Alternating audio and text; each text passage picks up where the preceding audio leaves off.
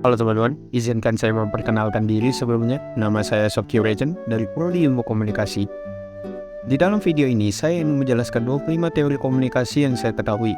Yang pertama ialah teori linear. Teori linear yang menganggap bahwa komunikasi adalah proses pengiriman pesan secara linear dari satu pihak ke pihak yang lainnya, tanpa diganggu oleh pihak lain. Yang kedua, teori konstruksional. Teori yang menganggap bahwa komunikasi adalah proses yang melibatkan pertukaran pesan yang kompleks antara pihak yang terlibat, seperti komunikan dan komunikatornya. Yang ketiga ialah teori semiotika. Teori semiotika ini teori yang menganggap bahwa bahasa dan simbol memiliki makna tertentu dalam suatu budaya atau konteks tertentu. Jadi, bahwa simbol atau bahasa ini memiliki pesan yang berbeda atau bisa menyampaikan pesan yang berbeda.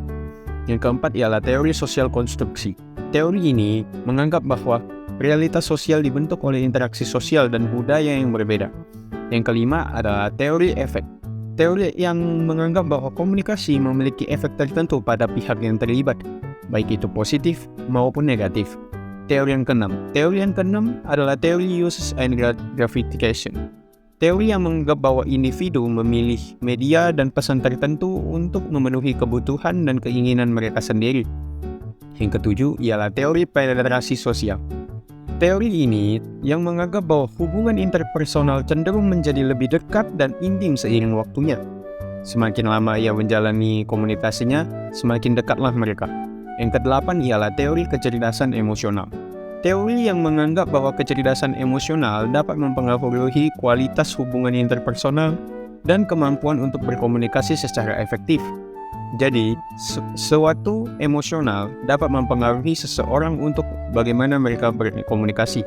Ketika mereka marah, mereka akan cenderung lebih bergebu-gebu dan ingin benar terus. Namun, ketika mereka tenang, mereka lebih cenderung memilih kata-kata yang baik daripada kata-kata yang salah. Yang ke-10 ialah teori adaptasi media. Teori yang menganggap bahwa individu dapat menyesuaikan penggunaan media sesuai dengan kebutuhan mereka. Yang ke-11 ialah teori politeness. Teori ini yang menganggap bahwa cara berbicara dan bertindak dapat mempengaruhi interaksi sosial dan keefektifan komunikasi. Jadi, di gerakan-gerakan ini bisa mempengaruhi komunikasi orang, dan itu akan membuat orang lebih nyaman ketika mengobrol berbicara kepada kita dan membuatnya lebih dekat ke kita. Yang ke-12 ialah teori pertukaran sosial. Teori yang menganggap bahwa hubungan sosial didasarkan pada pertukaran sosial yang saling menguntungkan. Yang ke-13, teori komunikasi kelompok. Teori yang menganggap bahwa komunikasi dalam kelompok dapat mempengaruhi kualitas keputusan kelompok dan hubungan interpersonal antara anggota kelompok. Yang ke-14, teori teknologi media. Teori yang menganggap bahwa teknologi media dapat mempengaruhi komunikasi interpersonal dan sosial. Yang ke-15, teori disiplin media. Teori yang menganggap bahwa media massa mempengaruhi opini dan perilaku individu serta masyarakat secara keseluruhan. Dan teori yang ke-16 ialah teori-teori penerimaan. Teori yang menganggap bahwa individu cenderung menerima pesan dan pandangan yang sesuai dengan kepercayaan dan nilai mereka. Yang ke-17, teori kelompok pertuturan. Teori yang menganggap bahwa kelompok tertentu memiliki cara berkomunikasi yang unik dan bahasa mereka mencerminkan nilai dan norma kelompok. Jadi, setiap kelompok memiliki cara komunikasi yang berbeda dan mempengaruhi reputasi dari kelompok tersebut.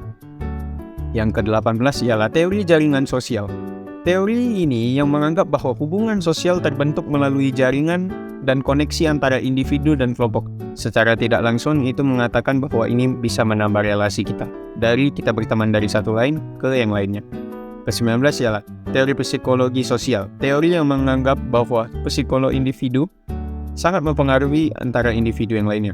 Teori yang ke-20 ialah teori konflik, bahwa ada satu atau dua kelompok atau individu yang berkepentingan yang memperjuangkan kepentingan mereka dan akhirnya menimbulkan konflik dan membuatnya pecah. Teori yang ke-21. Teori yang ke-21 ini adalah teori kolaborasi. Teori ini menekankan pentingnya kerjasama dan kolaborasi saat ini. Dalam menyelesaikan masalah modern, komunikasi yang efektif dan terbuka di antara anggota tim yang bekerja sama dapat membantu menghasilkan solusi yang lebih baik. Teori yang ke-22 ialah teori inovasi. Teori ini menganggap bahwa inovasi dan kreativitas dapat membantu menyelesaikan masalah modern. Komunikasi yang terbuka dan terus-menerus memungkinkan ide-ide baru dan konsep-konsep inovatif untuk dihasilkan dan diimplementasikan. Jadi, semakin banyak kita berbicara dengan teman-teman kita dan mendiskusikan segala sesuatu, itu akan lebih menghasilkan teori ide-ide yang inovasi dan bisa jadi menyelamatkan kita dari beberapa masalah yang ada di hidup kita. Yang ke-23 ialah teori keberlanjutan. Teori ini menekankan pentingnya menjaga lingkungan dan sumber daya alam dalam menyelesaikan masalah modern. Komunikasi yang jujur dan transparan tentang dampak lingkungan dan sosial dari kegiatan dan produk dapat membantu mempromosikan praktik yang lebih berkelanjutan. Yang ke-24 ialah teori keterlibatan. Teori ini menganggap bahwa keterlibatan dan partisipasi aktif dari masyarakat dalam memproses pengambilan keputusan dapat membantu menyelesaikan masalah modern. Kekhawatiran dan pendapat mereka serta berpartisipasi dalam proses pengambilan keputusan itu sangat penting di dalam teori ini. Yang terakhir yaitu ke-25 ialah teori pembangunan. Teori ini menekankan pentingnya pembangunan ekonomi dan sosial dalam menyelesaikan masalah modern.